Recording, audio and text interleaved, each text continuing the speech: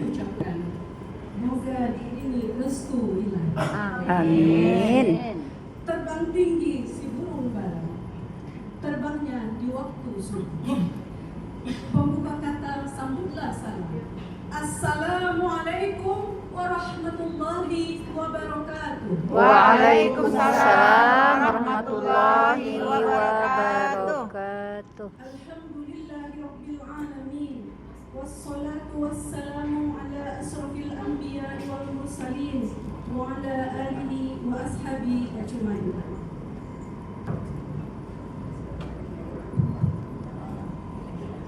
Senantiasa kita bersyukur kepada Allah Subhanahu wa Ta'ala atas berkahan limpahan rahmat dan karunia-Nya lah kepada kita semua.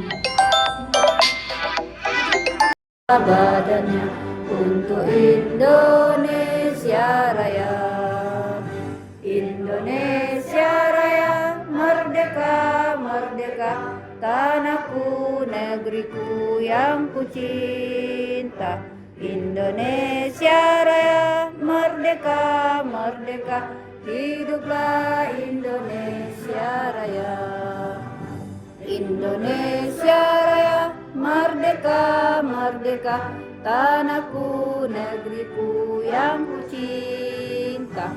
Indonesia Raya, merdeka, merdeka, hiduplah Indonesia Raya.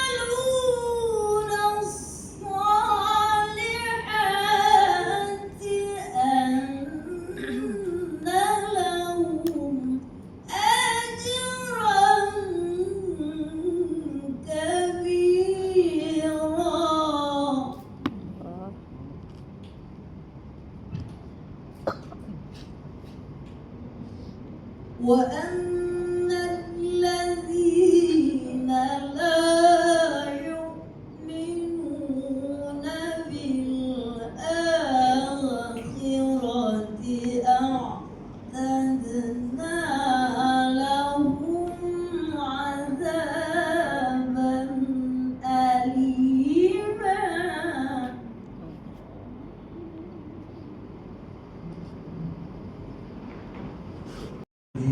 بسم الله الرحمن الرحيم. الحمد لله رب العالمين حمد الشاكرين حمد الدائمين حمدا يوفي نعمه ويكافئ مزيدا. يا ربنا لك الحمد كما ينبغي لجلال وجهك الكريم وعظيم سلطانك. اللهم صل على سيدنا محمد وعلى ال سيدنا محمد.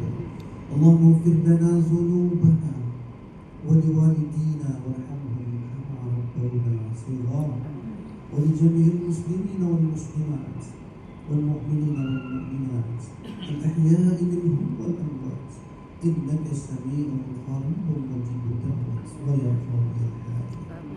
اللهم ربنا يا مقلب القلوب ثبت قلوبنا على دينك وعلى طاعتك. Ya Allah yang membolak-balik hati kami, tetapkanlah hati kami ya Allah atas agama-Mu ya Allah, dan tetapkanlah kami ya Allah untuk taat kepada-Mu ya Allah. Ya Allah, pada pagi hari yang cerah ini ya Allah, kami berkumpul di sini ya Allah dalam satu belajar penguatan kelompok kerja Majelis Taklim Provinsi Riau, ya Allah. Kami sadar, ya Allah, kerja yang akan kami lakukan ini, ya Allah, pekerjaan yang sungguh sangat berat, ya Allah. Sehingga kami mohon ridho-Mu, ya Allah, dengan kegiatan ini nantinya, ya Allah, kami bisa memberikan pelayanan terbaik kepada Majelis Taklim yang ada di Provinsi Riau, ya Allah. Ya Allah, bantulah kami, ya Allah, para pendakwah ini, ya Allah, untuk bisa memberikan asupan pemahaman terbaik, ya Allah. Bapak Kepala Bidang Penerangan Agama Islam, Pemberdayaan Zakat dan Wakaf, Kantor Wilayah Kementerian Agama Provinsi Riau, Bapak Haji Mas Jeki Amri, MHS, SOS MM. Beliau adalah Kepala Bidang dan pada kelompok kerja Majelis Taklim adalah Ketua Umum Kelompok Kerja Majelis Taklim Provinsi Riau. Yang sama-sama kita hormati narasumber hadir bersama kita Al-Mukarram Al-Ustaz Haji Asroruli MA dari Lembaga Dakwah MDI, Ittihadul Mubalighin, IKMI dan IKADI. Seterusnya yang sama-sama kita hormati hadir bersama kita Kepala Seksi Bimas Islam. Sesungguhnya ada 5 kasih Bimas yang kita undang. Hadir dari Kampar Pak Haji Zulpeman, terima kasih Pak Kasih. Dari Dumai ada Pak Haji Yunus. Kemudian dari Pekanbaru, Pelalawan dan Siak. Yang sama-sama kita hormati rekan-rekan ketua tim pada bidang penaizawa, rekan-rekan panitia, serta kepada seluruh Bapak Ibu peserta kegiatan penguatan kelompok kerja Majelis Taklim tahun 2025. Setinggi puji sedalam syukur, mari sama-sama kita persembahkan kehadiran Allah Subhanahu wa taala dengan mengucapkan alhamdulillahirabbil alamin. Salawat dan salam buat junjungan alam Nabi besar kita Muhammad sallallahu alaihi wasallam. Allahumma shalli ala sayyidina Muhammad, Allahumma shalli wa sallim wa barik alaihi. Assalamu alayka ya Rasulullah.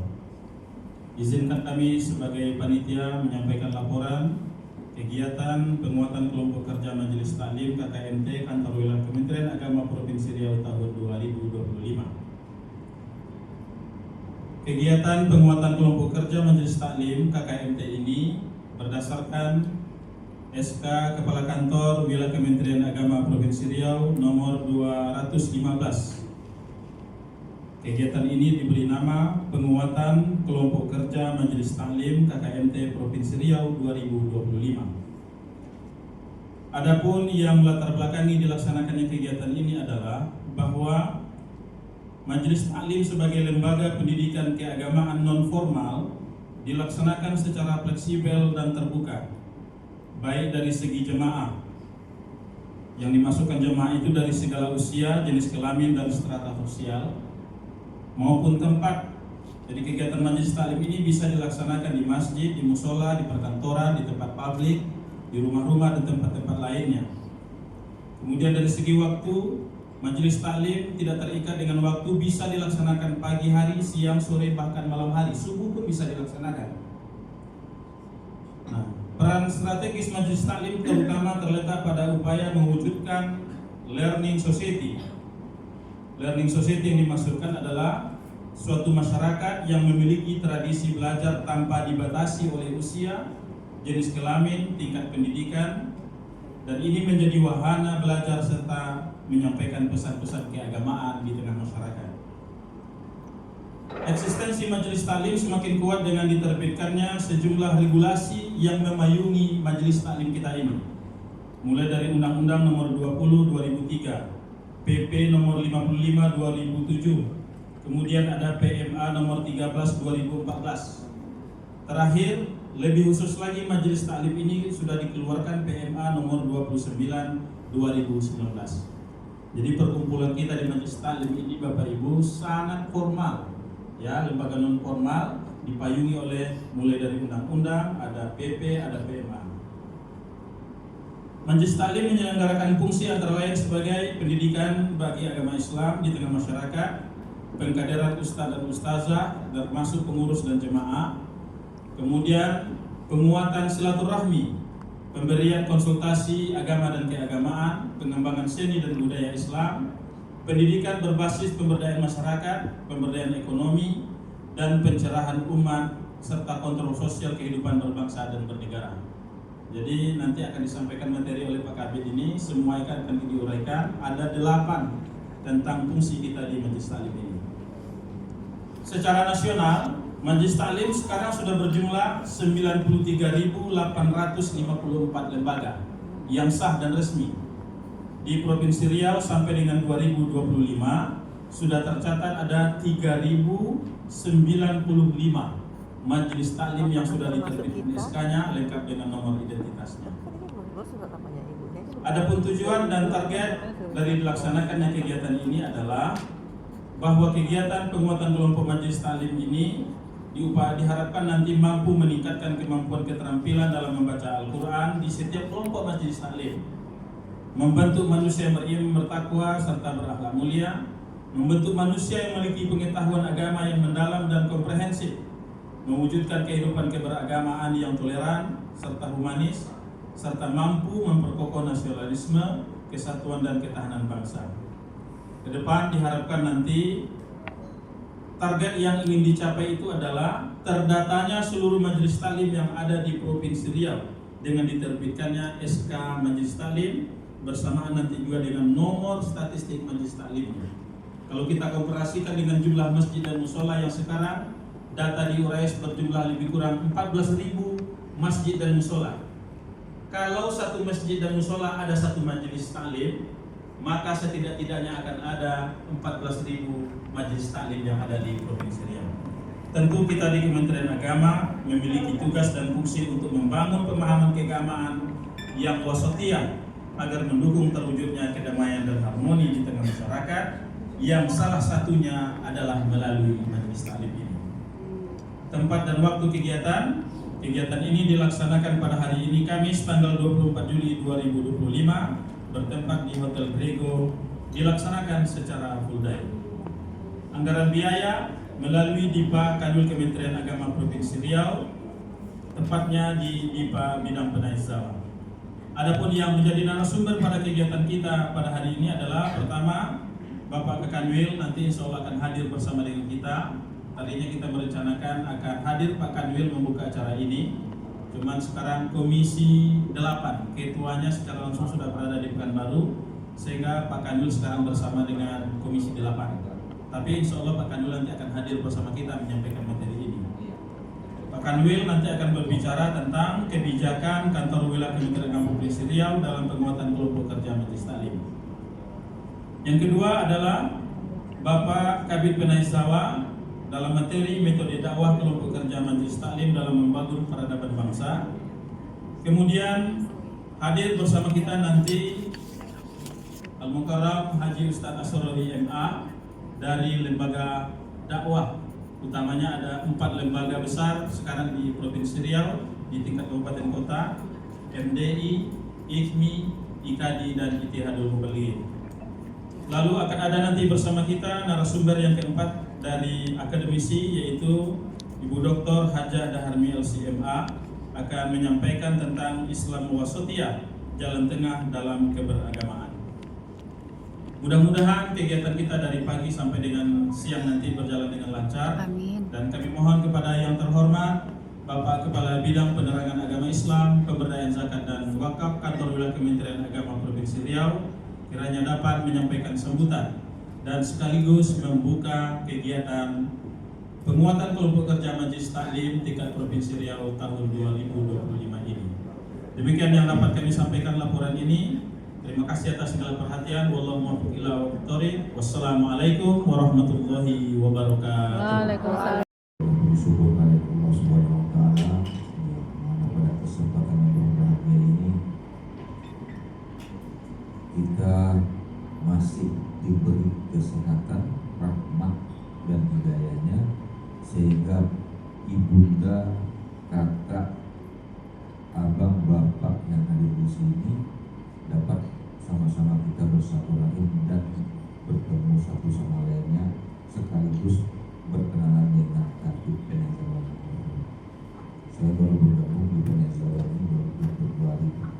Dulu Pak Sofwan. Di wajah saya ini wajah lama tapi pendatang baru. Stok lama, jabatan baru. Alhamdulillah, bersyukur kepada Allah Subhanahu wa Ta'ala. Bersalawat kita kepada junjungan besar Muhammad SAW. Kepala bidang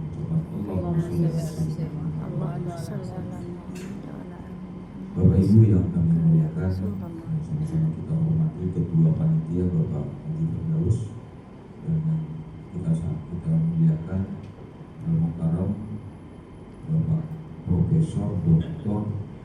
tambah lagi belajarnya Haji Soli. Ini saya sendiri yang nambahin karena beliau ini nggak salah lagi. Beliau ini keilmuannya pakarnya. Ini bisa dikatakan di sini Bunda rekan-rekan saya ini jeruk makan jeruk. Kenapa saya katakan beliau demikian? Karena beliau ini adalah salah satunya personil di bidang penelitian. Beliau ini adalah ketua tim penyuluhan. Jadi penyuluh yang ada di Riau ini di bawah naungan Pak Ustadz Rasulullah. Jadi bagi Bunda, kakak-kakakku, masalah Ustadz dan Ustazahnya silakan berkoordinasi dengan beliau. Tapi nanti kalau seandainya beliau ini bertingkah nggak mau membantu ibunda dan kakak-kakak saya, silahkan lapor. Itu saya juga Ibu saya ini jeruk makan jeruk kita tapi tidak. Diadapilah pemilahannya, kita pilih ada satu sisi sesuai dengan regulasi. Mudah-mudahan nanti Pak Ustadz Asrori akan mengupas tuntas tentang pembuatan majelis taklim ini. Beliau lebih mumpuni, beliau pakarnya untuk memberikan pencerahan kepada kita semua. Dan juga beliau ini haji tahun tinggi, baru kembali dari ibadah haji. Jadi Ustadz barokah. 40 hari Ustadz ya. Alhamdulillah, dan juga yang sama-sama saya hormati para kepala seksi Bimas Islam yang hadir pada pagi acara ini. Memang seyogianya Bapak Ibu seluruh kabupaten kota kita undang. Namun karena tahun 2025 mungkin juga nanti 2026 atau selanjutnya kita ini dalam keadaan efisiensi anggaran. Jadi kami dengan tim yang ada di bidang penelitian khusus yang menangani tentang kegiatan ini Pak Haji Firdaus berusaha semaksimal mungkin bagaimana supaya tetap kegiatan pembinaan dan bimbingan terhadap lembaga-lembaga keagamaan, ormas yang ada, dai-daiyah, ustazah yang ada di lingkungan di bawah nama Kementerian Agama dapat tetap kita berikan bimbingan. Jadi ini mau tidak mau pada kegiatan sekarang kami pilihlah kepala seksi yang perwakilan saja. Yang terdekat kita ambil sebagai contoh Kota Baru, Pak Soni juga mungkin ada yang mewakili ya Bu ya. Nah mungkin ada dua. PLH kakak mana ya? Di Aceh. Nah, tadi juga Pak banyak. Haji Zulfaimar. Ini dulunya Berbekal dia rupanya Bu. yang suka lempar-lempar jumroh di kampanye. Terima kasih Ibu. Tapi sekarang dia terlempar bergabung ke Bimas Islam. Karena sering melempar jumroh, mungkin salah lempar kena ke telinga ya kan? Tutup gitu. Kalau kening masih mending nggak nampak benjolan, tapi kalau telinga nggak nampak masuk ke dalam, jadi nggak dengar kata orangnya dia terlempar ke Bimas Islam. Tapi selamat bergabung Pak Zulfaimar ya. Sama-sama kita dengar pada tingkatkan kembali. Dan selanjutnya juga pendatang baru Pak Kasih Bimas Islam Kota Dumai Pak Yunus. Beliau ini backgroundnya adalah seorang KUK. Kita sama-sama tahu di KUK itu personil Kementerian Agama itu sangat minim atau sangat kurang, ya, mungkin karena jumlah penduduknya. Jadi beliau baru bergabung, baru dilantik jadi kepala seksi Bimas Islam. Selanjutnya yang dari Pelalawan, hadir mewakili. Nah, ya, lagi mau juga Pak Kasihnya itu. Kemarin saya juga ke sana lagi menyelesaikan kasus di sana. Baru pulang malam tadi, lanjutkan lagi kita dan juga kasih dari siap. Nah ini Pak Harman, ini kasih yang pembesar ini. Ya, Bunda bisa lihat sendiri kasih pembesar. Kenapa saya katakan pembesar? Karena badannya beda dari kita. Mudah-mudahan dengan kebesaran beliau dapat menerima dengan hati yang lapang. Semoga sukses selalu. Amin. Baik Bapak-bapak dan Ibu-ibu, Ibunda, kakakku yang sekarang berbahagia, izinkan saya seyogianya pernah ambil yang kita. Namun ada beberapa agenda pada hari ini bertepatan rakor bidang madrasah di Tambulan. Yang kedua itu kegiatan di RRI. Jadi beliau tadi memerintahkan sama kami untuk membuka acara dulu. Nanti beliau harusnya akan ada bersama kita, bersama-sama akan memberikan nasihat, bimbingannya dan pengalaman kepada kita bersama. Beliau sekarang dalam posisi di RRI. Dan juga mungkin saya juga tidak bisa berlama-lama karena dapat tugas juga tadi. Insya Allah besok kita kedatangan Ketua Komisi 8 DPR RI. Beliau alhamdulillah menjadi acuan mendapat bunga mawar dari pusat karena provinsi-provinsi lain itu yang hadir cuma anggota dengan ketua komisi. Beliau ini manis Bunda, sangat-sangat harum. Mungkin karena negeri junjungan negeri Melayu, tapi kalau Melayu di Jawa itu berlari. Tapi kalau kita tidak Melayu ini memang dibilangkan cantik, dibilangkan ayu lah begitu. Tapi jangan salah-salah bilang di Jawa bilang ayu, bahaya nanti. Ayu. Sempat nanti kami laki-laki ini kasih buku nanti Bunda semua orang rumah nanti kan. Karena orang tua saya orang Jawa. Jadi kita besok harus persiapkan semaksimal mungkin kehadiran mereka, terutama sekali tentang ormas yang ada di Riau.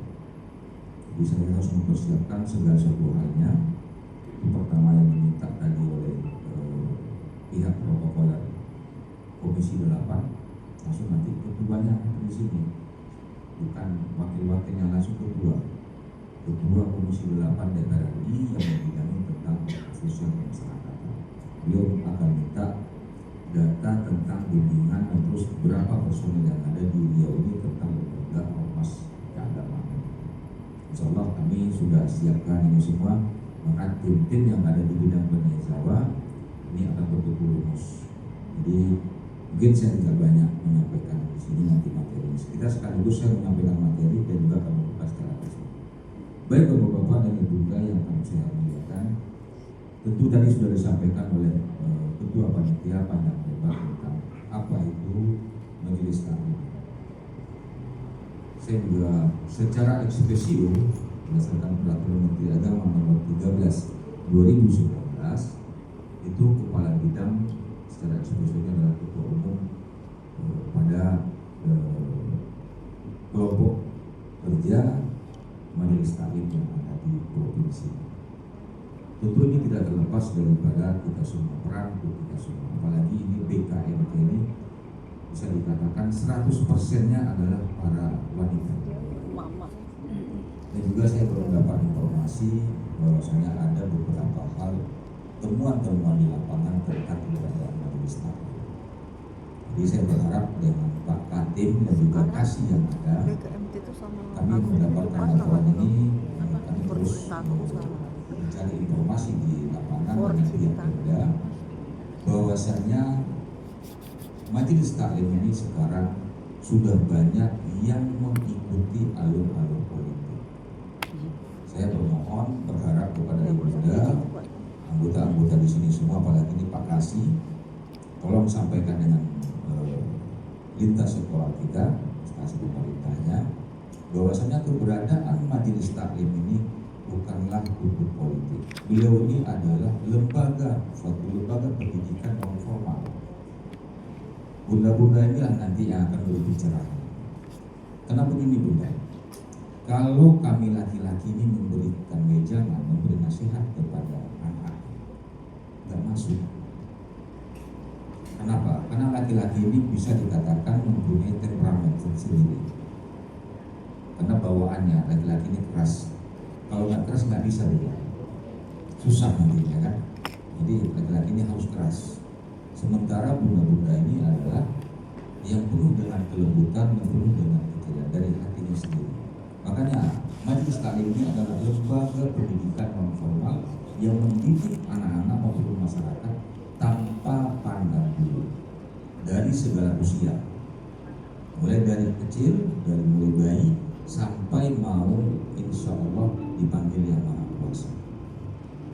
Jadi tidak ada batasannya ilmu yang akan diberikan. Jadi majelis taklim ini betul-betul keberadaannya di tengah-tengah masyarakat sangat-sangat dibutuhkan. Jadi saya berharap nanti kepada kita semua di sini sebagai pengurus BKMT ini benar-benar mencerminkan pola-pola sebagaimana tuntutan keberadaan majelis taklim itu.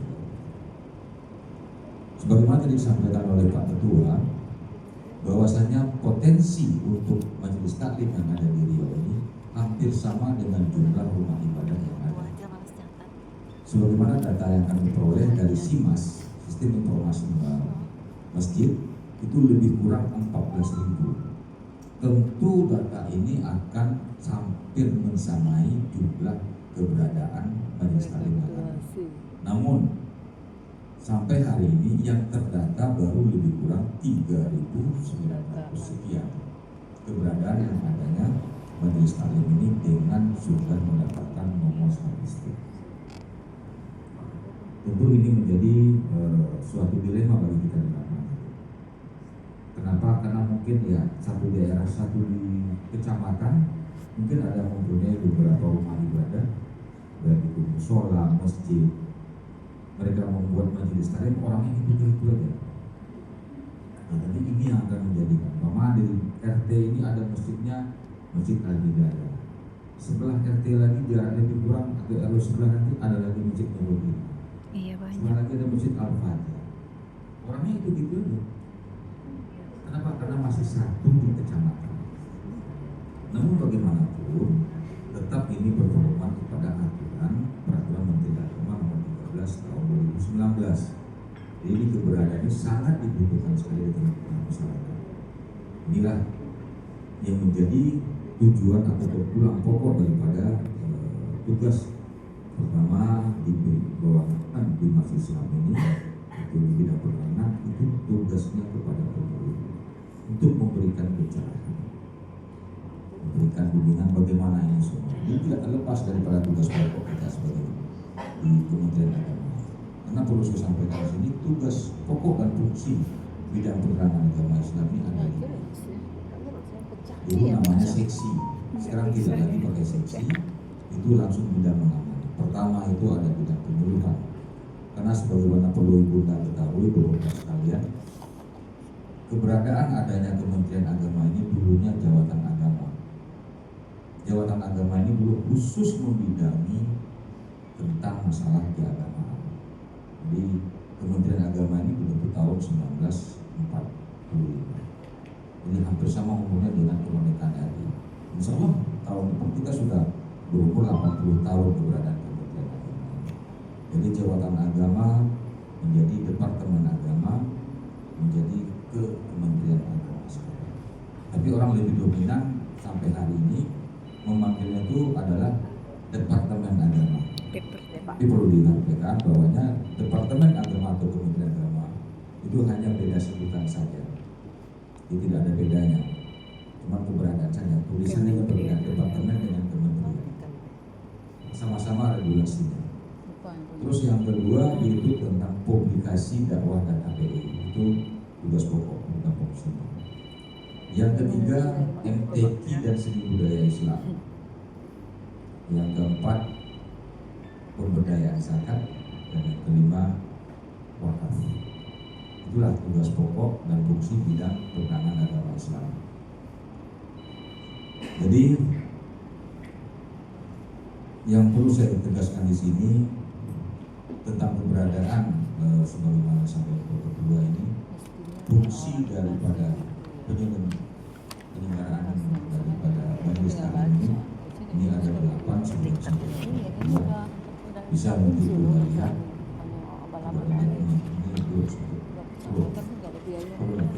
Ini 8. Kita santai saja budaya. Turun lagi di atas ke atas. Ada 8 fungsi lagi di atas. Nah ini dia. Jadi saya mohon maaf bunganya agak sedikit lambat saya. Kenapa? Saya baru pulang pada tadi bunga. Saya baru habis merapat karena hari ini nanti jam 1.30 kedatangan Kapolri. Nanti materi dibagikan tak? Jadi Kementerian Agama maunya diminta karena aja. hari ini ada kongres himpunan Yang mahasiswa diminta Islam aja. se-Indonesia. Iya, enggak mau. Mereka rakernas apa ya? Kalau nggak pecah share ya Bu ke grup. Di Kenayan Raya itu. Jadi nanti peresmiannya oleh Kapolri. Bisa Bu. Di waktu yang 1 jam setengah diberikan untuk Kapolri hadir di Riau. Kemudian kami diperintahkan oleh pimpinan untuk mewakili ini semua. Jadi baru selesai malam tadi kita rapat koordinasi dan juga apel siaga di lapangan. Jadi ini ada 8 poin yang perlu kita pedomani tentang penyelenggaraan ataupun fungsi majelis taklim itu sendiri. Yang pertama tadi yang sebagaimana saya sampaikan adalah sebagai pendidikan agama Islam bagi masyarakat. Ini tadi saya sampaikan dengan Bunda bahwasanya ibu-ibu ini lebih hatinya lebih dekat kepada anak-anak. Karena sebagai seorang pendidik beda dengan bapak-bapak. Kita bisa lihat sendiri kejadian sekarang di media-media sosial. Lumayan. Kekerasan yang terjadi sendiri dari seorang guru itu rata-rata laki-laki. Karena laki-laki ini temperamen. Jadi saya berharap kepada bunda-bunda sekalian, berikanlah pendidikan keagamaan ini kita mulai dari diri sendiri, rumah tangga kita dan ke masyarakat. Berikan betul-betul yang penunjuk. Yang selanjutnya pengkaderan ustaz-ustazah. Mungkin dari bunda-bunda ada yang ikut dalam lembaga dakwah seperti itu bergabung di MDI. Ini nggak asing lagi nih Pak Ketuanya nih Pak Aswadi. Ustaz-ustazah ini kan bergabung di MDI, IKMI, terus IKADI, Ittihad Mubalighin dan yang lain. Ini bawah naungan Pak Aswadi semua lembaga ini. Dan juga bersama dengan Pak Haji Firdaus. Yang ketiga penguatan silaturahmi. Ini kan majelis taklim ini membentuk pertemuan setiap bulan atau setiap 2 minggu sekali mengadakan pertemuan. Ini ajang silaturahmi. Makin banyak kita bertemu dengan teman-teman atau rekan-rekan, ini akan membawa wajah perubahan. Ini akan membuat kita lebih awet muda, Bu. Iya, jumpa Insya teman-teman Allah, tuh. saya sudah berumur 56 tahun. Anak baru 4, istri baru 1. Insya Allah sampai hari ini. Tapi saya istri saya yang paling cantik. Sama Mas. Karena nggak ada lawannya dulu. Karena semuanya lanang wedok, laki-laki semua. Anak saya 4 laki-laki. Yang paling kecil, alhamdulillah insya Allah nanti hari Sabtu beliau berangkat pendidikan ke Mabes Polri. Yang paling kecil. Semuanya alumni MAN 1. Alumni MAN 1. Jadi alhamdulillah. Jadi kalau untuk mendaftar bagi saya insya Allah sampai polisi. Kayaknya akpol, pendidikan, akpol, Mabes Mabes Polri. Tapi tergantung Pak Asrori lah. Kalau dia merekomendasi saya nggak tahu lagi nanti. Ya, yang keempat yaitu pemberian konsultasi agama dan keagamaan. Bunda bisa lihat nanti kalau mau minta materi silakan minta dengan panitia Bunda ya. Ya minta deh Pak. Minta materinya silakan Kirim minta aja. dengan panitia. Ini pemberian konsultasi agama dan keagamaan. Itu tadi yang saya kupas. Itu dia dari komunikasi kita bersama lebih kurang fungsinya. Juga sebagai memberikan penguatan di tengah-tengah masyarakat bagi kita. Karena mungkin kita ini dianggap si A ini lebih mumpuni, lebih mengerti budaya alam. agamanya. Berikan itu pencerahan, sampaikan. Tetapi Nggak nampak jangan dari kita memfasilitasi seseorang itu, oh ini haram, ini halal, ini tidak Ada ya? sah, ini boleh, Kirim ini di makruh, grup. jangan. Saya bermohon, jangan. Jangan sampai. Kita hanya boleh memberikan pengertian. Kenapa? Mohon maaf, Bunda, Saya sebelum berada di Penaisawa ini, saya berada dulu di bidang humas penanganan konflik ya 13 tahun 2019. Mana yang majelis taklimnya sudah habis masa berlaku, silakan dikoordinasikan dengan KUA-nya, dengan camatnya, dengan instansi terkait ataupun dengan bupati wali kota untuk menyampaikan ini semua bahwasannya keberadaan majelis taklim berdasarkan undang-undang yang berlaku. Pedoman ini tentang pembentukan majelis taklim. Makanya tadi sebagian disampaikan target kita untuk keberadaan majelis taklim di wilayah Provinsi Riau hampir sama keberadaan adanya rumah ibadah. Namun sampai hari ini baru terdata itu 3.905 kalau salah saya. Di 9.905 yang sudah terdata seluruh kabupaten kota. Jadi masih kurang. Namun insya Allah dengan adanya penguatan pada pagi hari nanti ada pencerahan, mudah-mudahan ini akan lebih mudah. Selamat datang Pak Kadin. Ya. Izinkan Pak Kadin. Jadi karena Pak Kadin sudah hadir, beliau akan berikan kita dengan mengucapkan Bismillahirrahmanirrahim. Kegiatan penguatan kelompok kerja Majelis Taklim KKMT Provinsi Riau tahun 2025. Izin Pak Kadin saya buka Bapak Kadin pemberitaan lagi sekali yang bacakan Bismillahirrahmanirrahim. Kegiatan kita pada hari ini Bismillahirrahmanirrahim. Assalamualaikum warahmatullahi wabarakatuh. Waalaikumsalam warahmatullahi wabarakatuh.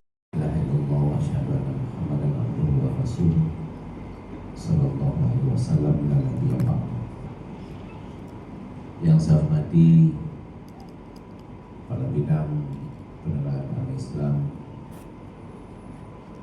Zakat dan Wakaf pada kantor wilayah Riau, Bapak Mas Liki Ampri, dan seluruh jajaran yang hadir di sini, seluruh Katim, Ketua Tim, kemudian staf, para panitia, yang saya muliakan, dan juga kasih Bimas Islam 4 kabupaten kota yang hadir, dan yang saya muliakan dan yang saya takzimi adalah ibu-ibu peserta yang berhadir dalam rangka acara penguatan kelompok kerja Majelis Taklim KKMT Provinsi Riau tahun 2020. Tentunya kita mengucapkan alhamdulillahirrahmanirrahim pada hari ini Allah masih berikan kita kesempatan untuk menghirup udaranya, nikmat jasmani dan rohani, sehingga kita berhimpun di majelis ini. Semoga Allah senantiasa memberikan kita keberkahan kehidupan kita. Amin. Amin ya rabbal alamin. Allahumma shalli ala sayyidina Muhammad wa ala ali Muhammad. Assalamualaikum warahmatullahi wabarakatuh. Assalamualaikum ya Rasul. Bapak Kabid dan seluruh peserta yang saya hormati.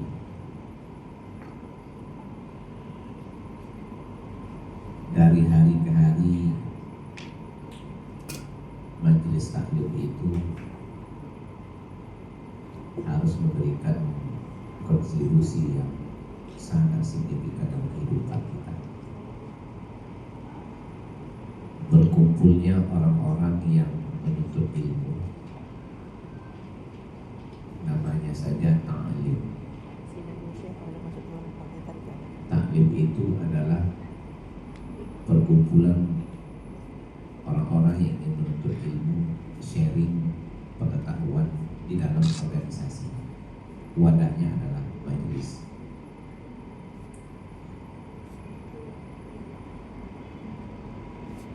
Secara kasat mata, kalau masyarakat awam masih menilai berpandangan bahwasanya majelis taklim itu hanya berkumpul-kumpul itu saja dan cerita-cerita saja, awam nih, gosip, kemudian undang penceramah. Nah, kemudian setelah itu buat lagi nanti seperti yang biasa gitu. Senyum ya, terasa ya. Nah, sudah ngumpul-ngumpul nanti seperti itu juga, itu awam menilai.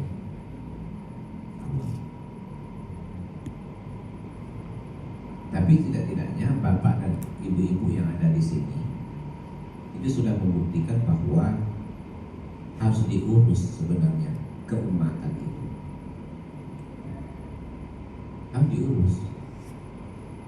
Karena pada hari ini bagaimana peran serta ibu-ibu itu dalam berbangsa dan bernegara ini memberikan kontribusi terhadap bapak-bapak.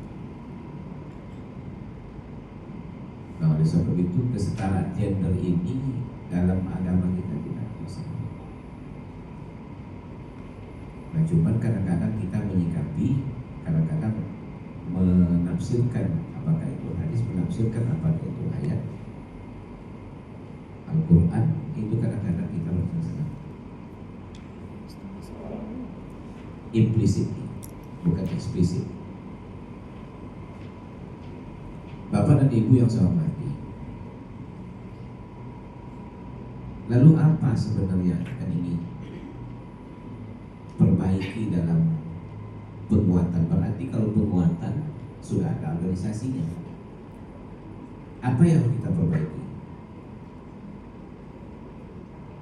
Kita harus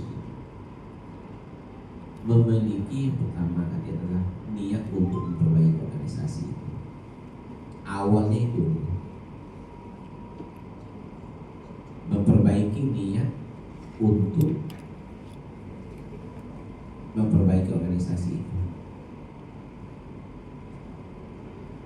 Bagaimana Bapak, bagaimana ibu-ibu meyakinkan masyarakat awam bahwasanya eksistensi majelis ilmu itu, taklim itu berada di tengah-tengah masyarakat, di tengah-tengah ya rakyat ataupun masyarakat awam, bisa mereka bergabung. Coba di rumah nggak ada yang Apa magnet yang Pak dan Ibu tawarkan, program yang ditawarkan?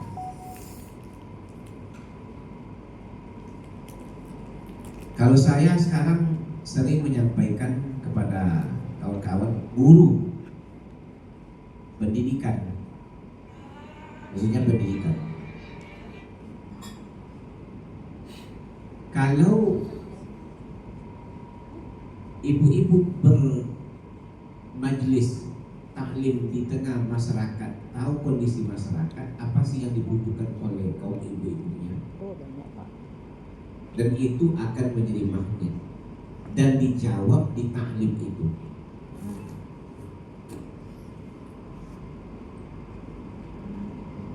Dulu ada madrasah, namanya madrasah itu kan madrasah sekolah umum berciri khas agama. Yang notabene-nya sekolah umum, madrasah itu sekolah umum, Pak. Cuma berciri khas agama Islam. Yang membedakan di mana studi itu dengan SMA, dengan SMP, dengan SD. Lalu dikemas dengan baik-baik, amaliyahnya diperkuat. Madrasah, andaikan SMA, andaikan sekolah umum saja Pak Ustaz, sekolah umum itu menambah jam pelajaran, sekarang hanya 2 jam di SMA, SMP ataupun di SD. Andaikan aja mereka berinovasi menambah jam pelajaran agamanya itu lebih daripada 2 menjadi 4, 4 menjadi 6, tumpang madrasah-madrasah itu.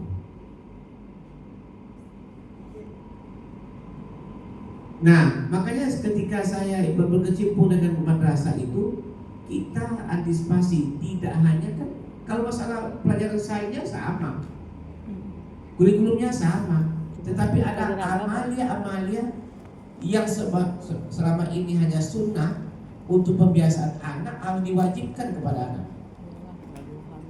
Budaya itu datang timbul. Bukan diwajibkan secara syar'i, tetapi diwajibkan secara budaya. Dan itu ta'lim. Kita makanya akhir-akhir ini madrasah dikejar seluruhnya. Belum penerimaan siswa di tingkat SMA ataupun ibaratnya di tingkat dinas, kita sudah penuh madrasah kita. Nah, maksudnya kurikulum berbasis pasar. Apa keinginan orang tua dijawab di sana. Apa keinginan masyarakat untuk mengikuti taklim berorganisasi dengan kita semua dijawab di situ. Dijawab. Apa jawabannya? Dengan program. Itu disebut dengan penguatan tadi. Tapi kalau hanya kita kumpul di sini nanti gak ada kelompok kerja ibaratnya yang hadir di tengah-tengah masyarakat, jangan berharap anak dia beranak kecil, alasan masih anak kecil. Gak bisa. Saya baru dari kantor jam sekian, saya pulang baru ngajar jam sekian. Kapan ibu-ibu itu akan bergabung? Nah, bagaimana pengurus ini kan kelompok ini Pak ya? Bagaimana kelompok ini menggait ataupun memberikan magnet kepada program itu, magnetnya terhadap masyarakat awam di sekitar. Wadah apa yang diinginkan?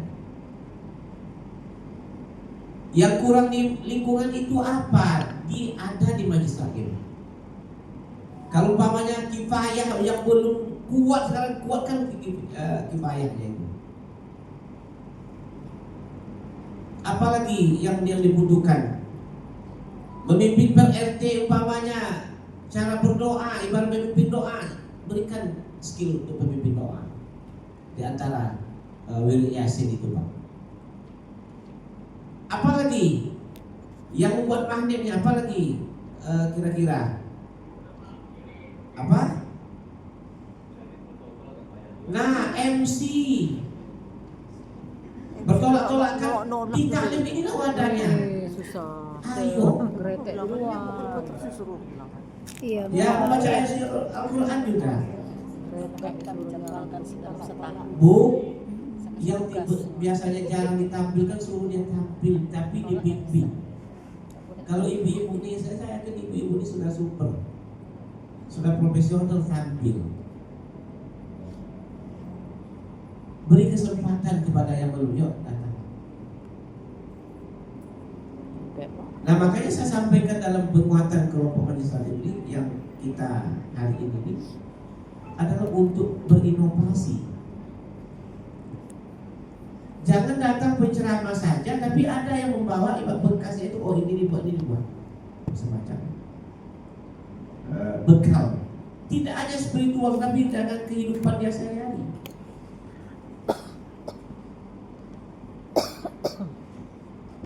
Dan itu yang harus yang titik poinnya yang saya ingatkan. Supaya Pak Bu, inovasi, kan ada badan beda nih dengan majelis taklim dengan badan kontak majelis taklim beda, ada kan sama. Nah, satu induknya.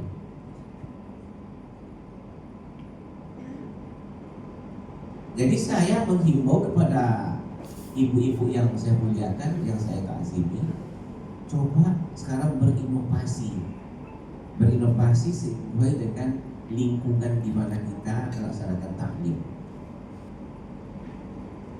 Apa sih kebutuhannya? Dijawab di majelis taklim.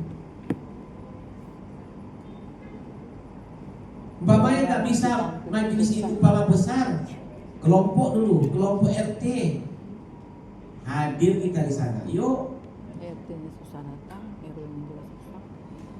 RW hadirkan. Masyarakat situ satu masjid hadirkan. Saya yakin ini kekuatan yang kita miliki. Jadi benar.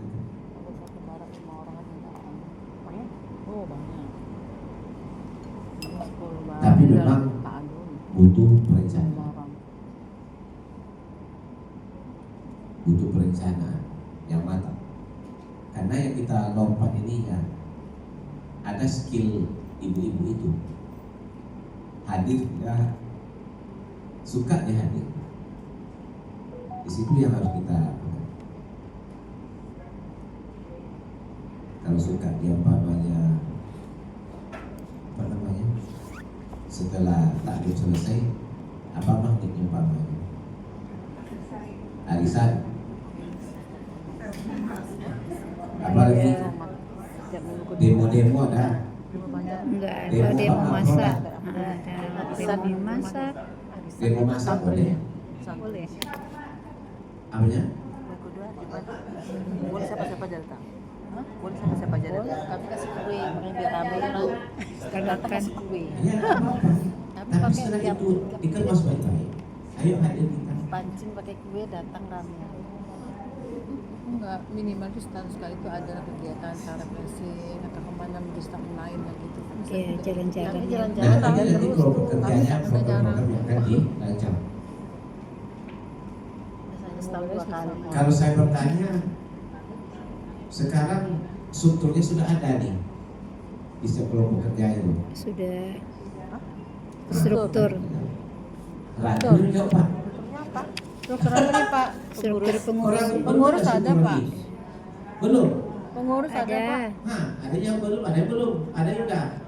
ada Pak. Ini ada pengurusnya Pak. Pak, maksudnya struktur apa, Pak? Pengurus, kepengurusan. Kepengurusan Ada. ada kan? Aktif semuanya. Coba. Dananya Ibu. Pak yang kurangnya Pak sekarang ini. Iya kan? Iya. Dananya ya kan. Iya. Kita cuma mau ngambil dari uang kencereng itu aja, dari Iya, uang kumpulan dananya yang Bakul. Nah, ada lagi Bayar nih ustadz bapaknya. dia tuh. Bakul. Dalam berorganisasi ini Uang dari sosial kita biasanya ada. untuk kita kan gitu. uang Jadi sosial. uang batu nih, kadang-kadang- bakul itu buat uang sosial nanti. Kan ada juga yang untuk para anggotanya. gitu. Nah, ada pelaporan percumanya. Uang bakul itu. Kami Iya ada kan? 10.000 uang Iya, sosial, iya, tapi iya, enggak iya, semuanya. iya. Bu. Kasih dulu apa? Dan apa dia bantuan dia diam dan saja. Sekuensinya kalau nggak semuanya kalau ada apa-apa yang nggak Betul. Iya. gitu ya. Nggak pernah tahu kan. Belum. Bantuan dari pemerintah iya. Belum. Halo, Belum. bantuan dari pemerintah iya. Belum. Tapi bantuan kalau individu, Ada. itu maksud saya mengejar itu sebenarnya. Itu orang tanya. Masuk sosial kita tuh yang laporan sama masyarakat kita. Terus 3 bulan tuh ngasih tahu uang terima sekian, keluar sekian. Kadang-kadang tuh belum dibutuhin nih duit ada kemana aja. Laporan keuangan laporan penting. keuangan. Dan itu juga termasuk. Nah, baru nih, kalau saya tahu, janji aja baru.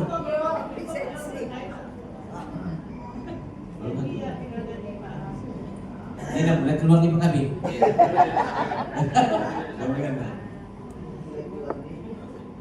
Keluarnya pelan-pelan, saya hanya mancing itu aja.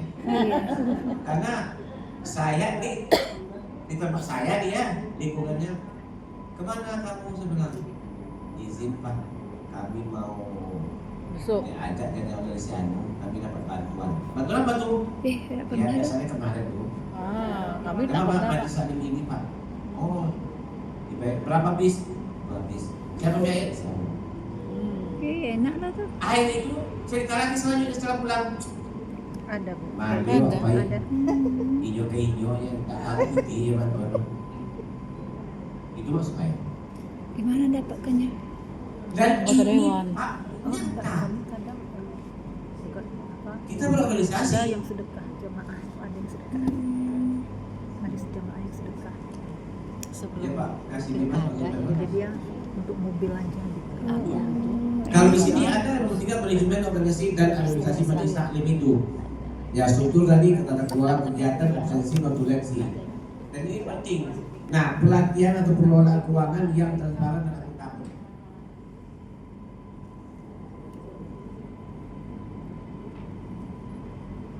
Nah, datang yang keempat penguatan moderasi beragama.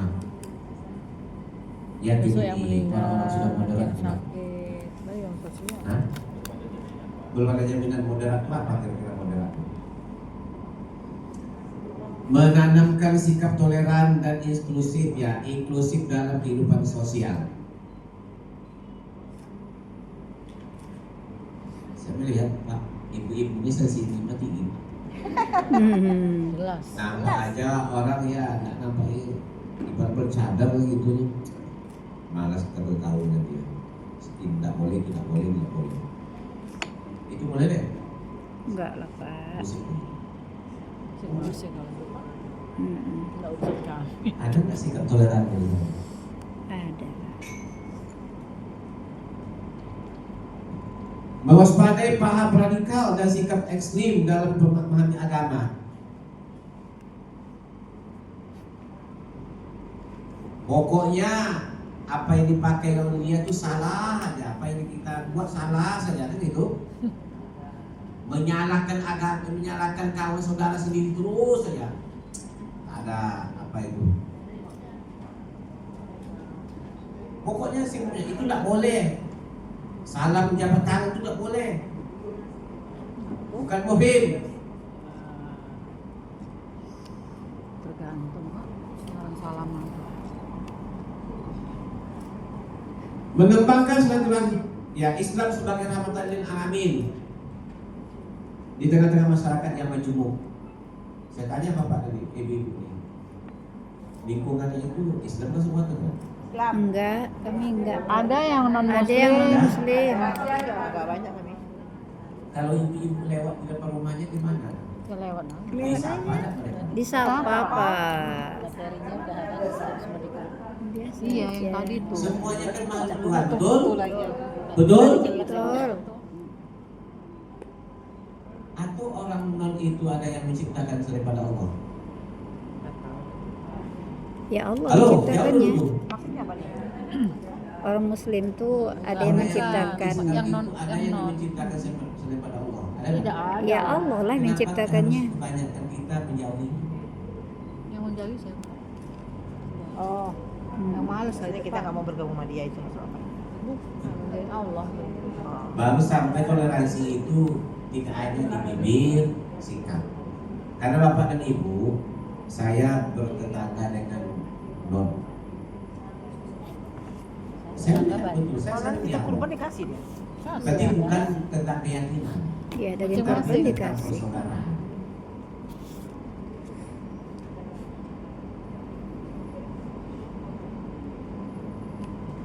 Dan ini jangan dijadikan ibarat inklusif, apalagi eksklusif. Mm.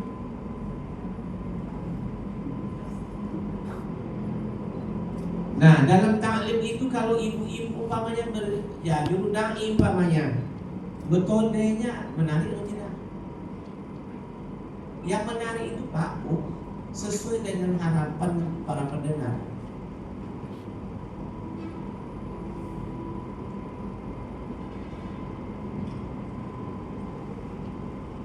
Karena kalau di bulan suci Ramadan itu Pak, ada juga ustazah yang diutus oleh Pak Soli. Ini Pak Dai juga. Dan melahirkan majlis, melahirkan Dai juga. Menyesuaikan materi dakwah dengan kebutuhan yang saya sampaikan tadi. Datang Ustaz itu begitu lagi. Itu yang omongan. Banyak yang mau. Banyak. kan Bayarannya, bayarannya Pak Karena Bayarannya. selera individu, bayarannya di bawah organisasi. Pak Tetapi selera organisasi di bawah. berapa Bu? Hah? Berapa Bu itu per ibu? 200 katanya. Biasa Enggak mungkin banyak. Banyak kita. masjid yang bayar Nah, dalam berdakwah apakah kita ini semuanya taklim dalam majelisnya ketika hidup pada organisasinya ada enggak kelompok-kelompok komunikasinya? Lancar enggak komunikasinya? Lancar enggak? Apakah masih pakai mikrofon lagi? Tidak? Tidak. Sudah apa? WA ya? Nah, Apa lagi? tapi sebelum masalah tetap juga di make itu kan. Kan ada dia bilang lupa gitu. tetap diumumkan Lalu penguatan untuk kelompok kerja ini juga termasuk kepemimpinan dan kerjasama. Bagaimana mengayomi sebagai orang pemimpin? Sebab pemimpin itu penting Pak ini. Makanya saya sering menyampaikan Pak, ciri-ciri pemimpin itu hanya 4 kriteria sering saya sampaikan. Yang pertama dia berintegritas. Integritas itu apa yang diucapkan itu yang dibuat. Itu yang dibuat. Kemudian yang kedua, kalaulah berintegritas lahirlah value, bisa dinilai. Nilainya bukan nilai angka. Oh, si Anu itu baik orangnya. Oh, si Anu itu anak malas lah. Karena dia sudah awalnya berintegritas. Oh, si Anu ini hilir bodi aja nih. Value positif, negatif, karena sudah berintegritas. Ketika value sudah didapatkan oleh individu itu kepemimpinan, lahir di situ adalah apalagi trust. Trust itu kepercayaan. Cayo apa dikatakan dia percaya kita. Satu kalimat dia umpamanya ucapkannya dia percaya. Gerak dia itu percaya, diam dia percaya kita. Itu namanya trust. Ketika dia sudah mendapat trust, tiga, dia sudah berintegritas, dia sudah value, dia sudah trust. Yang keempat adalah datang pengaruh, influence. Mobil kita taruh di kantor tuh, tiap hari udah ramai tuh kantor tuh. Coba mobil kita ada untuk mengukurnya. Trust enggak saya, influence enggak saya, value enggak saya, integritas enggak saya. Hanya 4 tuh pesan saya kepada ibu-ibu. Lagi yang pertama tadi apa? Integritas. Apa yang diucapkan itu yang dibuat. Integritas. Yang kedua, Value. Percayaan. value. Value. Value dulu. Nilai. Value, nilai. Kalau si Anu itu baik orangnya, oh si Anu itu ini orangnya, si Anu itu iya, si Anu ini ngerocos, ini benar. Nilai positif and negatif. Ketika itulah hadirlah trust, kepercayaan, believable, dapat dipercaya, amanah. Yang keempat, kalau tiga itu didapat oleh pribadi masing-masing, pemimpinan itu lahirlah influence. Influence itu pengaruh. Nah, sering saya sampaikan ini kepemimpinan yang waktu itu.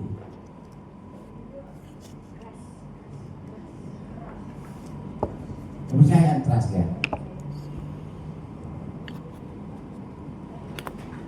Baru dia nanti mendapatkan teamwork itu di sana. Tetapi kalau umpamanya kepemimpinan ini tidak ada, integritas tidak ada, datang lagi value-nya negatif, kemudian dia unbelievable, tidak bisa dipercaya, nggak amanah, jangan kau berharap influence berpengaruh. Nggak kena ada pengaruh itu.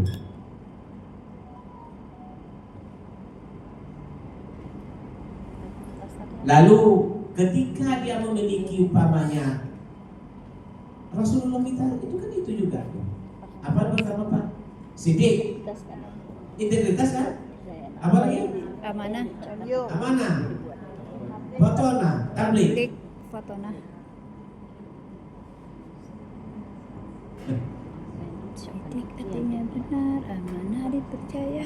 Jadi kalau jadi pemimpin itu Tabligh menyampaikan. ada citor loh. Fotona cerdas. Omong kosong aja semua tuh. Pada kumpul-kumpul aja tuh.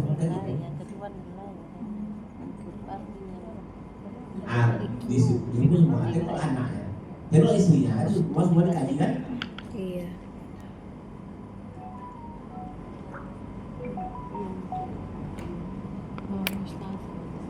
Lalu yang kedua yang dimiliki seorang pemimpinan itu adalah bagaimana komunikator. Efektiflah komunikasinya. Bagaimana menggerakkan sendi-sendi manajemennya, anggotanya. Cara berkomunikasinya apa? Cara komunikasi otoriter. A, kata pimpinan A, apa itu? Lalu yang selanjutnya kepemimpinan itu bagaimana dia mengelola perbedaan. Jangan dia anggap perbedaan bagaimana mengelola. Ada konflik bagaimana dia mengelolanya. Datang masalahnya panik, aduh susah kita nih. Kita sudah tidak ada lagi apa-apa nih. Nah, jangan panik. Berdayakan. Bagaimana mengelola masalah? Kan ada kita nih sebenarnya kan. Ada yang luas wawasannya, ada yang sempit. Datang lagi satu masalah, langsung berkerut mukanya. Betul tak? Iya. Iya tidak? Iya. Lalu anak-anaknya, lalu suaminya kan itu. Lalu jemaah, lalu kawan anggota.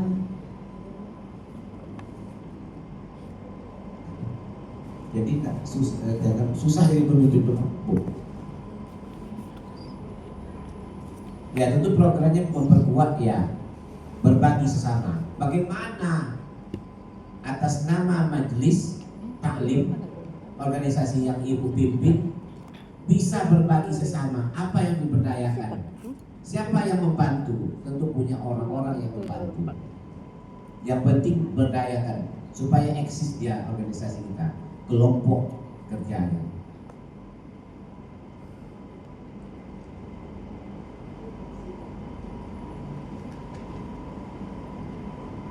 Pengembangan program unggulan rumah tahfiz.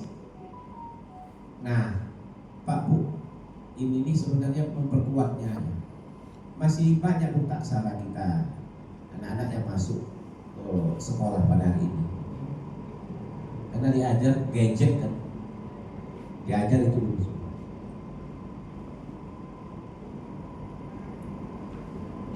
Gerakan bersedekah dan kemitraan dengan organisasi lain. Lalu yang selanjutnya etika dan adab bermajelis, adab terhadap ilmu, guru dan sesama jemaah, menjaga keikhlasan dalam berorganisasi dan berdakwah, membangun majelis sebagai tempat yang menunjukkan dan menyatukan.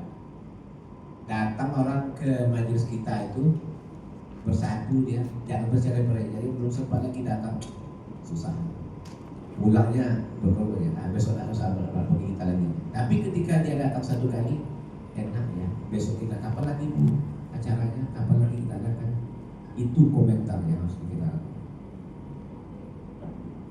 Ya tentu Bapak, Ibu-ibu ini yang mengendalikan itu, mengelola permasalahan-permasalahan internal.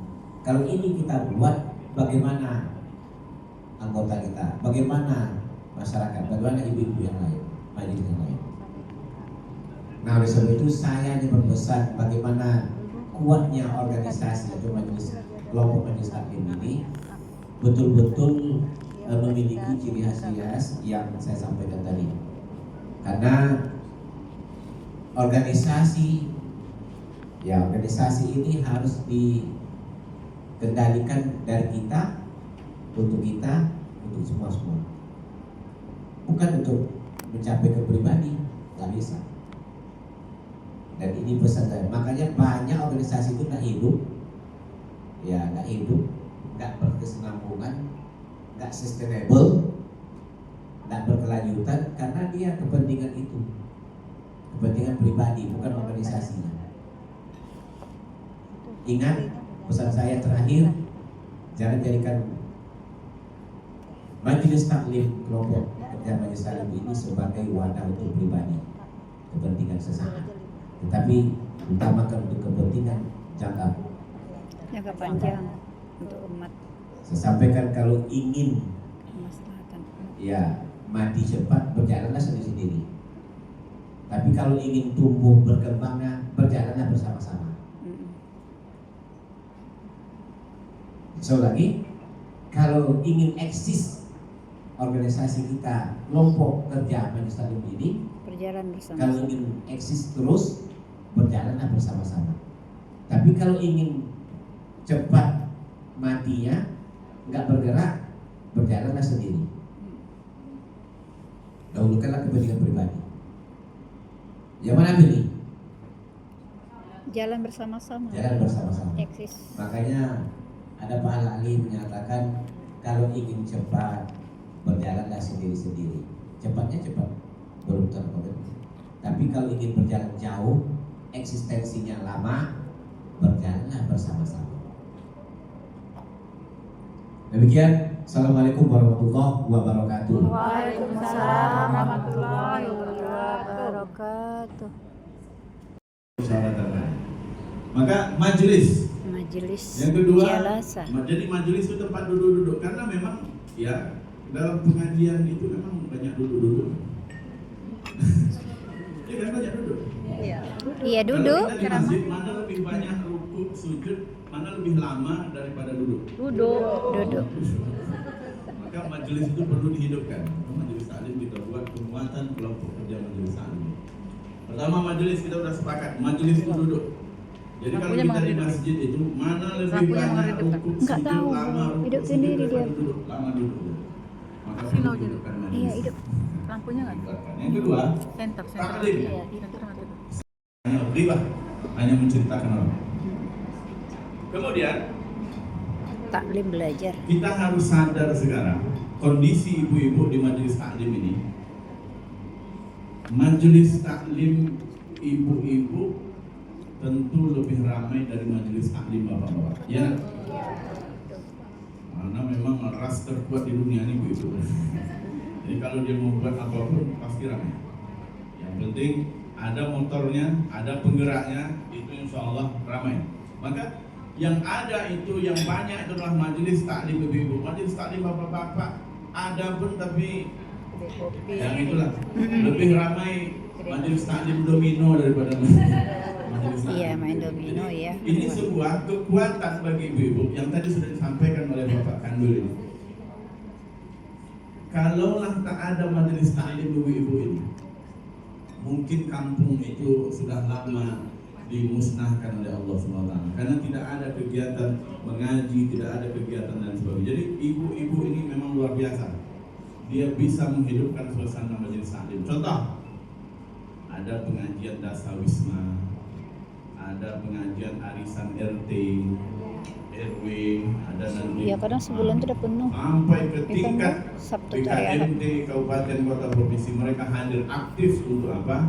Untuk menghidupkan kegiatan taklim karena memang inilah sebagai tonggak, sebagai benteng akhir dari dunia sekarang yang memang sudah luar biasa. Perlu Bapak Ibu ketahui bahwa Provinsi Riau kita itu sebelum saya lupa sudah mendapatkan predikat dan sudah mendapatkan penghargaan di tingkat nasional untuk majelis taklim pengajian yang terhebat, teraktif. Itu Masjid Raya An-Nur kita. Itu mendapatkan, kenapa? Karena pengajian di situ itu memang bersilabus. Ada pengajian tafsir, ada pengajian fikih, ada pengajian hadis, ada pengajian akidah akhlak, ada tentang membahas kitab, ada tentang majelis ini dan itu, semuanya lengkap pengajian itu, sehingga pusat menyorot di seluruh Indonesia mana masjid-masjid yang aktif majelis taklimnya, pengajian-pengajian keilmuannya, maka tersorotlah Masjid Raya An-Nur kita yang memang oleh pendakwah-pendakwah kita dihidupkan tentang pengajian-pengajian yang memang setelah jamaah itu pulang wajahnya itu tercerah. Jadi nanti yang majelis taklim An-Nur tuh. Ibu buat pengajian, Yang dibilang undang ustadznya, tengok wajah ibunya berubah atau tidak, tercerahkan atau tidak dengan pengajian. Oh begitu, oh maka kalau pengajian itu oh nanti berarti. Tapi kalau dia pulang rumah, apa ustadz? Sama kalau kami yang bapak-bapak ini pergi khutbah. Khutbah itu berhasil apabila setelah pulang itu khatibnya itu didatangi, iya disalami, diminta nomor handphone, diantar sampai ke kendaraannya, diantar sendalnya, diminta nomor handphone. Itu khutbah yang berhasil. Tapi kalau di Lope, belum tak pulang itu. Oh, betul satu. Tapi paling tidak, ketika dia tadi menyampaikan materi khutbahnya itu masuk, menyentuh. Saya balikkan ke ibu-ibu. Ketika ibu mengundang seorang ustadz dari lembaga dakwah yang kita sebut nanti sesuai judul kita tadi, Ustadz yang didatangkan itu mendatangkan pencerahan kepada ibu. Setelah ibu mendengar saran, oh nggak boleh ya Ustaz, oh begitu ya Ustaz, bertambah ilmu itu. Nah itulah yang harus kita mau hidupkan di kelompok kerja majelis taklim kita, sehingga pengajian yang ibu-ibu buat itu bukan hanya sekedar kongkow-kongkow saja, bukan hanya sekedar untuk melepaskan kewajiban rutinitas sekali seminggu, sekali sebulan, tidak, tapi datang ada motivasi untuk berubah dari yang tidak baik kepada yang lebih baik. Jadi bukan hanya dia sekedar hanya untuk melepaskan kewajibannya. Maka itulah perlunya ada penguatan kelompok kerja majelis taklim bekerja sama dengan organisasi-organisasi dakwah yang ada untuk bagaimana bahwa majelis taklim ini dia berubah dari yang hanya sekedar mengisi rutinitas bulanan, tapi menjadi sebuah pengajian yang memang betul-betul mendatangkan pencerahan kepada kita. Kalau kita kaji, ibu ini sebetulnya tak wajib untuk mengikuti mencari ilmu di majelis taklim. Kenapa? Tugas suami ibu. Tugas suami itu sandang, pangan, pakai, perhatian, pendidikan. Seharusnya mendidik ibu ini Suami. itu suami, tapi suami di kerojonya tak ada, jadi bang toib lah. Ya kan? Maka ibu buat kelompok majelis taklim, ya tak? Daripada datang ke rumah itu berbuat menggosip, ayo kita hidupkan musola kita, ayo kita buat wirid yasin, ayo kita buat pengajian ini, sehingga tugas suami ibu yang seharusnya memberikan pendidikan kepada ibu itu, ibu mencari alternatif sendiri. Jadi ibu sebetulnya dididik oleh suami untuk, wahai istriku tutup aurat, wahai istriku mengaji, wahai istriku begini begitu. Tapi suami itu tidak ada waktunya itu lagi, karena untuk memikirkan mencari nafkah untuk anak-anak dan istrinya, dia habis waktu untuk lakukan mencari ngajar. Entah pada akhirnya yang sudah ibu ajak itu tetap pada kondisi dia. Mungkin melalui ibu tidak, ibu ajak mungkin orang lain untuk juga mengajak dia. Mungkin dari ibu tak tembus, mungkin dari orang lain bisa. Sudah juga yang kita lakukan dalam terakhir doa, ya Allah lembutkan hati, lembutkan hati. Sesuatu yang sampai dengan mulut akan sampai di mulut. Jadi Sesuatu yang perlu dari hati akan sampai ke ada apa istilahnya, terobosan baru dalam majelis taklim itu yang harus dilakukan. Untuk apa? Tadi saya katakan, kalaulah tak ada majelis taklim ini, mungkin musibah sudah banyak di negeri kita. Dan cerita kemarin kita dengan Profesor Akbarizan, datanglah MUI dari Sumatera Barat. Ini cerita di situ tempat dulu. Datanglah MUI dari Sumatera Barat untuk kunjungan kerja ke Riau. Nanya dia, Pak Prof, berapa jumlah masjid di Provinsi Riau? Dijawabnya, jumlah masjid di Provinsi Riau, jangan Provinsi Riau, Pekanbaru aja. Pekanbaru itu jumlah masjid ada sekitar 1.500. Oh banyak. Kemudian setiap masjid itu rata-rata ada pengajian dan hidup semua. ada majelis taklimnya. Dan mereka salut dengan kondisi kita di Riau ini, dan itu penggeraknya adalah ibu-ibu sekalian majelis taklim. Tepuk tangan untuk ibu. Apa terobosan yang kedua yang perlu kita buat?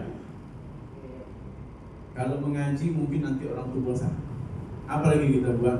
Buat pelatihan fardu kifayah. Iya, fardu kifayah. Bagi yang sudah, alhamdulillah. Bagi yang belum, kalau berat di dana, tak berat. Ngapa dananya? Payah mencari untuk kelinci percobaan Ustaz. Untuk boneka. Cari anak-anak yang madar. Tangkap kan? Nak, jadi loh, kau jadi kelinci percobaan kami memandikan jenazah.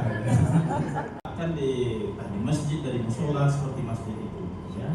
Jadi sudah lengkap semuanya itu. Ya. Banyak. Coba lihat di halaman 13 materi Makabit ketika bicara tentang materi kurikulum tadi. memang buku terbatas juga ini Bu. Kita dari Kementerian Agama sudah keluarkan silabusnya kok, yang dijelaskan Ustaz tadi. Ya, ada 9 materi di situ, mulai dari Al-Quran, hadis, tarikh, fikih, hukum Islam, tafsir. Ya, nanti kalau cuman wiridnya sekali dalam seminggu, ya seperti yang disampaikan oleh Pak Ustadz tadi, mungkin bisa jadi minggu pertamanya kajiannya akidah, kan Ustadznya yang bagian akidah. Nanti di minggu kedua nanti bicara tentang masalah fikih, ibadah, gitu ya, Islam. Lalu nanti di minggu ketiga bicara akhlak. Bisa jadi di minggu keempatnya nanti ya tafsir, tematik, gitu ya. Hah? Apa yang ibu butuhkan betul sudah disampaikan oleh Ustaz oleh Pak Kandil tadi. Apa materi yang dibutuhkan oleh jamaah? Ibarat makan ini Bu. Kami ini ibaratnya rendang, asam pade, ya kan? Ada ikan bakar. Rupanya ibunya maunya teri gitu. Maka ikan teri itu yang dihidangkan. Tantang oleh ibu membalik ustazah. Kita perkenalkan nama beliau, narasumber kita ini, Dr. Hajah Dahani Astuti, LC MAG. Beliau lahir di Kota Tengah pada 5 Oktober 1972. Dan saat ini beliau sehari-hari mengajar di Fakultas Agama Islam Universitas Islam Riau mulai tahun 2001 sampai pada saat ini. Dan seabrek-abrek pengalaman beliau, ya mungkin kalau kita bacakan satu-satu mungkin akan tersita waktu kita akan sekitar 10-20 menit ya. Jadi untuk itu kita langsung ambil inti saja. Beliau tinggal di Jalan Setia Maharaja di Paling Indah ya. Iya, Paling Indah. Iya. Nomor 61 Tanggerang Labuan. Untuk pendidikan beliau ini TK, SD di Pekanbaru, ya. Kemudian melanjutkan di DMB Diniyah Menengah Pertama di MTS Diniyah Putri Padang Panjang. Kemudian untuk KMI-nya juga di Diniyah Putri Padang Panjang. Juga mengikuti pelatihan di sini di tempat yang sama, yaitu MDK. Jadi saya juga masuk dalam Majelis Dai Kebangsaan. Jadi nggak tahu saya kriterianya apa, pokoknya masuk dalam Majelis Dai Kebangsaan. Dan saya juga memperkenalkan diri kepada ibu sekalian. Saya rasa sebagian tidak asing dengan saya, karena saya asing nggak saya Bu? Udah kenal Ustaz ya. Udah kenal, saya adalah wakil ketua 2 ya bidang dakwah BKMT Provinsi Riau. Di BKMT sudah hampir separuh umur saya, 2002 sampai hari ini 2025. Sudah berapa tahun ya? Ya sudah luar biasa, sudah hampir 23 tahun berkecimpung di Badan Kontak Majelis Taklim. Dan kita juga sekarang ya, perkembangan terbaru, Kementerian Agama membuat forum kelompok kerja Majelis Taklim dalam upaya barangkali ya, pemahaman saya adalah agar ini organisasi atau katakanlah Majelis Taklim ini bisa terdata, terstruktur dengan baik, terorganisir, dan bisa diberikan pengetahuan-pengetahuan, bahkan mungkin nanti sampai pada kapasitasnya, ditingkatkan kapasitas buildingnya, ditingkatkan kapasitas organisasinya, ditingkatkan barangkali, mudah-mudahan juga ditingkatkan keuangan. Itu kita Amin. jadi kalau sudah pemerintah kita memperhatikan kita, tentunya itu yang sangat kita harapkan. Mitra ya, mitra pemerintah untuk mendukung program-program pemerintah, mengawal bagaimana Islam ini bisa menjadi diterapkan, diimplementasikan, bagaimana negeri kita menjadi atau mendapat syiar atau menjadi tempat syiar Islam, dan bagaimana negeri kita ini menjadi baldatun thayyibatun. Nah, ibu-ibu sekalian, coba slide-nya dibuka. Ini kenalkan nih anak saya baru pulang dari Mesir. Ismuha Nur Afidah Sofia. Dia kelas kharajat min Al-Azhar munzu at-tasik syahri Yuli. Baru pulang beberapa hari dan mau nyambung kuliah S2 magister insyaallah kalau diterima makbul fi dirasa Islamiyah Syu'bah Syariah Islamiyah di Jakarta. Masyaallah. Kasih tepuk tangan dong. Saya itu selalu Bu, kita ibu-ibu ini tentu ingin penerus nih, generasi penerus nih harus ada.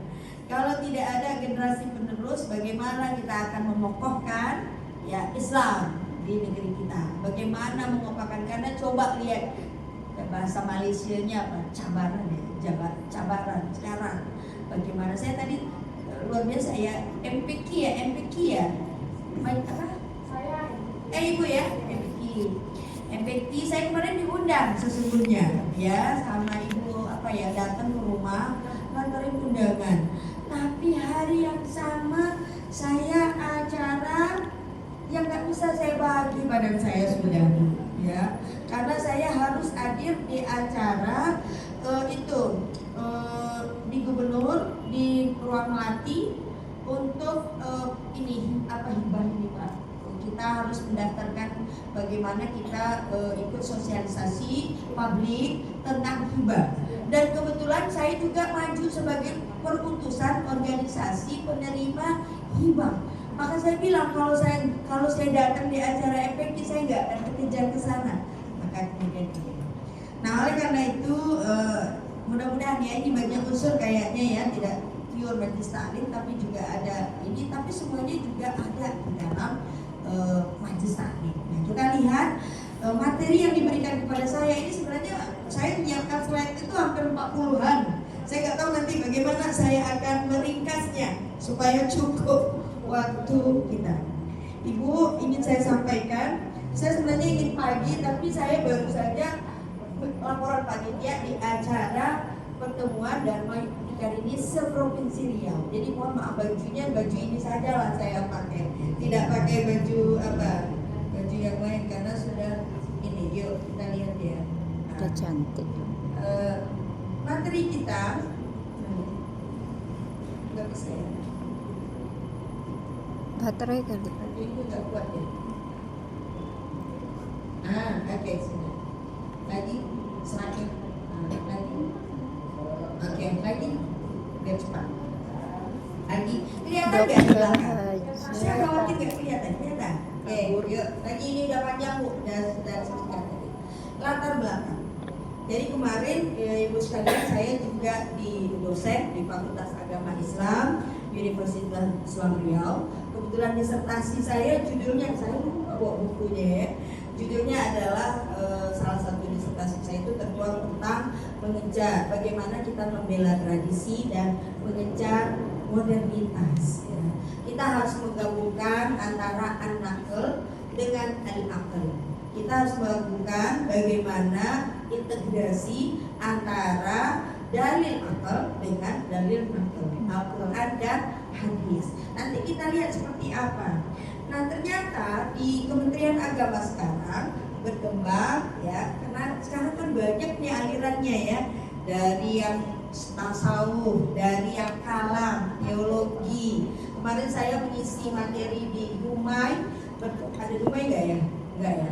Di Dumai itu juga Pak Firdaus, di Dumai ada 5 sekarang tantangan majelis ulama. Kebetulan saya juga di anggota MUI, sekretaris koordinator komisi PRK MUI Provinsi Riau. Ada 5 tantangan sekarang Islam di Dumai.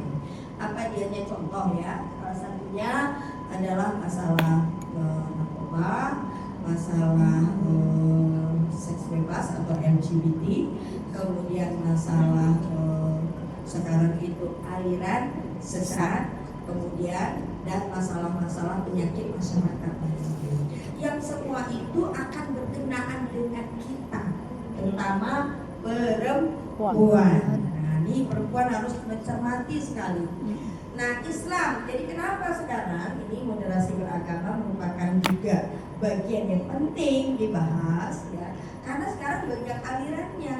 Saya kemarin di dalam kapal dari Kepulauan Meranti ke sini, saya bayangin itu yang ditutup mukanya semua, panas banget kapal itu, tutup semua, gelap, lapis-lapis itu, lapis-lapis ya.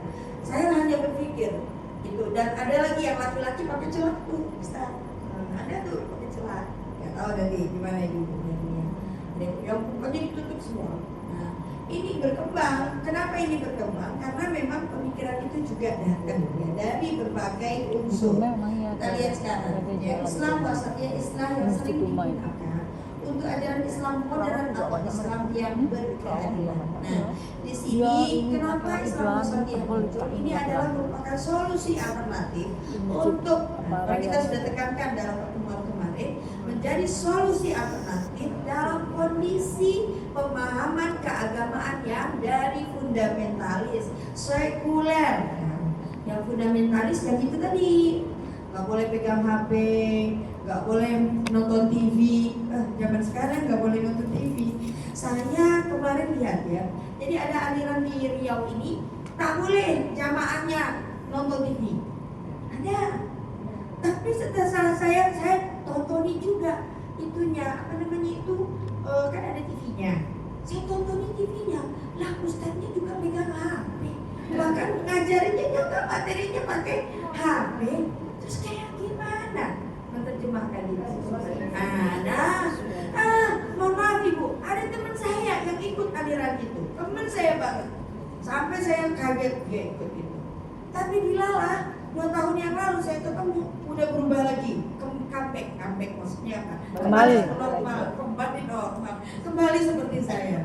Saya lupa, kenapa? Tapi saya nggak berani tanya dia, nanti takut tersinggung. Tapi yang saya pikirkan adalah tentunya setelah dia mendalami, barangkali ada hal-hal yang kemudian dia tidak sesuai. Nah, saya hanya memberi catatan di situ kepada ibu sekalian. Yuk lanjut. Masih lagi ya? Kembali ke sini. Ke sini. Jadi ini silakan nanti materi ini di-share ya untuk pengertian Islam wasatiyah. Biar jelas dulu apa itu wasat. Wasat ya. Tengah-tengah. Tengah. Bahkan sering orang lagu yang sedang ada dia yang sedang. Ajaran agama kita juga ngajarin gitu. Gak usah berlebihan ya. Tetapi harus apa? Yang sedang-sedang saja. Kenapa? Kata wasat sesuatu yang ada di tengah. Kata Al-Asfahani, kata wasatan berarti tengah-tengah, tidak melampaui batas ifrat. Sesungguhnya agama tidak suka sesuatu yang ifrat dan sesuatu yang tafrid. Apa itu? Tidak suka sesuatu yang melampaui batas, apalagi ekstrim. Ibu-ibu, coba perhatikan, kita punya grup banyak. Saya termasuk yang punya grup banyak. Gak ada satupun grup yang saya hapus. Sampai akhirnya kata anak saya, ganti HP-nya. Kenapa? HP itu sudah full ganti HP. Akhirnya saya ganti HP juga, karena apa? Udah mati HP saya yang pertama. Nah, apa dianya? Ternyata di grup kita itu ada memang pikirannya fundamentalis, ada pikiran yang ekstrim. Coba statementnya, udah bunuh aja, udah cekal aja, udah. Nah, itu semuanya dari mana? Dari pemahaman pemikiran. Ghusul fikrinya luar biasa. Jadi jangan ibu kira ya, ibu berhadapan dengan handphone itu malu kecil, tapi aksesnya sangat banyak. Bahkan aksesnya bisa melampaui kemana-mana. Nah, oleh karena itu ibu sekalian, ini agama mengajarkan, bahkan ini Wahbah Al-Zuhaili, saya senang pemikiran Wahbah Al-Zuhaili dalam tafsir Al-Mudir menegaskan bahwa kata al-wasat sesuatu yang berada di tengah-tengah, kemudian makna tersebut digunakan untuk sifat dan perbuatannya terpuji. Next. Nah, kita lihat Bapak Ibu sekalian, moderasi. Nah, jalan tengah ini dibahasakan di dalam Kementerian Agama beberapa tahun ini tentang moderasi beragama. Bahkan Pak Firdaus, saya juga melakukan penelitian. Namanya penelitiannya adalah moderasi beragama di pondok pesantren. Kebetulan saya melakukan penelitiannya di Rokan Hulu. Di Rokan Hulu itu dulu ada 19 pesantren. Kemudian sekarang berkembang menjadi 36 pesantren. Saya ambil praktiknya ya. Terus juga untuk keurusan kepemimpinan di BKMT seringkali juga ada muskilahnya. Muskilah itu apa? Persoalan dan problematika. Namun kalau dilihat tadi Ibu bilang konsep wasatiyah ini sangat tinggi ya, atau apalagi kalau istilahnya moderasi beragama, memang mohon maaf Pak Bir, belum semua masyarakat paham masalah moderasi beragama. Tetapi untuk pahamnya masyarakat tentunya harus juga terus dilakukan sosialisasi. Ibu mungkin lebih tahu, bisa jadi bahasannya nggak judulnya moderasi beragama, bisa jadi ibu dia bahas tentang konsep persaudaraan dalam Islam. Paling gampang menjelaskannya, dalam itu dijelaskan tentang wasatiyah, tentang moderasi beragama. Itu paling enak. Ya, karena di situ konsep persaudaraan dalam Islam memperkuat persatuan dan kesatuan. Saya termasuk yang sering membuat tema di BKMT di provinsi itu selalu saya menuliskan. Jadi selalu di pesan-pesan itu saya sampaikan lewat tema-tema itu. Sehingga tahun ini temanya ini, tahun ini temanya ini, misalnya kan ada PHBI kita kan ada 4 ya Bu ya. Ada halal bihalal, ada muharram, ada maulid, ada Isra Mi'raj. Ada maulid Bu. Ada 4 PHBI. Nah ini begitu BKMT biasanya satu ini kegiatannya temanya ini, nanti ikut yang lain. Nanti temanya ini ikut yang lain. Kita share. Nah itu share temanya. Nah dari tema ini cara kita mengedepankan persatuan dan kesatuan. Nah misalnya ukhuwah Islamiyah. Lewat tema itu nanti diselipkanlah materi itu bahwa sekarang ada yang namanya pengarustamaan atau penguatan moderasi beragama. Saya melakukan penelitian di Kota Pekanbaru Pak Asrori tentang bagaimana penyuluh agama melakukan pembinaan kepada majelis taklim. Hasil penelitian saya tidak ada ditemukan masalah keberatan di moderasi beragama atau masalah kerukunan umat beragama, tidak ada. Tapi untuk Kota Pekanbaru yang sekarang malah menjadi persoalan adalah bagaimana meningkatkan masalah yang disebut dengan keluarga sakinah. Coba, ternyata tema ini yang sangat diminati oleh masyarakat. Mengapa Ibu sekalian? Terbukti juga Kota Pekanbaru termasuk kasus perceraian tertinggi di Riau. Dan untuk ibu-ibu ketahui, ternyata suami saya Ketua Pengadilan Tinggi Agama, kasus perceraian yang terjadi di Kota Pekanbaru rata-rata yang mengajukan perceraiannya adalah perempuan atau istri.